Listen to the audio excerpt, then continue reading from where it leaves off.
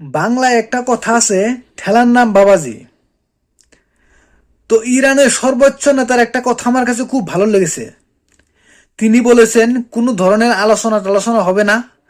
তারা আমাদের অনেক মানুষ নিহত করেছেন এবং আমরা যে পর্যন্ত এর বদলা না নেব সে পর্যন্ত কোনো আলোচনা হবে না।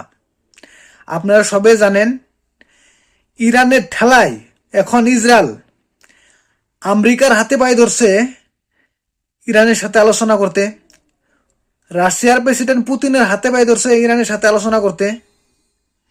কিন্তু ইরানের সর্বোচ্চ নেতা আয়াতুল্লাহ খামেনি তিনি বলেছেন কোনো ধরনের আলোচনা হবে না, কারণ ইসরায়েল আমাদের অনেক লোক নিহত করেছে, এর বদলা আমরা নিয়ে ছাড়ব।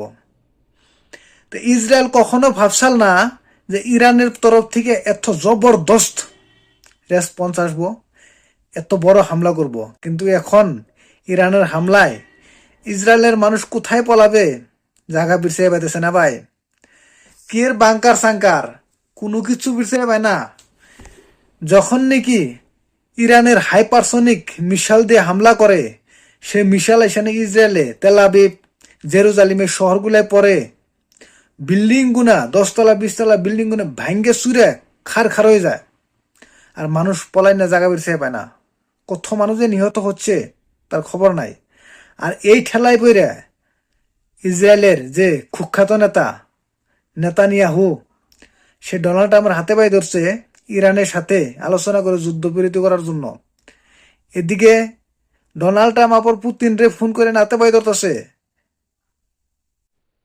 ইরানকে কইয়া বিলে যুদ্ধটা বন্ধ করানোর জন্য। সৌদি যুবরাজ মোহাম্মদ বিন সালমান তাকেও ফোন করে বলছে ডোনাল্ড ট্রাম্প যুদ্ধবিরতি করার জন্য, কিন্তু ইরান বলছে না, হবে না, হবে না, হবে না।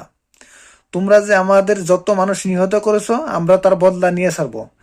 আজকে 4 দিন হয়ে গেল, দিন রাত ইরান হাইপারসোনিক মিসাইল দিয়ে হামলা করছে ইসরায়েলের তেলাবিবে।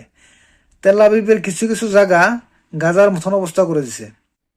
তাই ভাই, ইসরায়েল কি ভেবেছিল যে ইরান গাজাকে আমরা যে অবস্থা করেছি ইরানকে এই অবস্থা করব, 1 দিন 2 দিন হামলা করব, ইরান ভয় পেয়ে নিজে নিজে সিজফায়ার করে নিবে।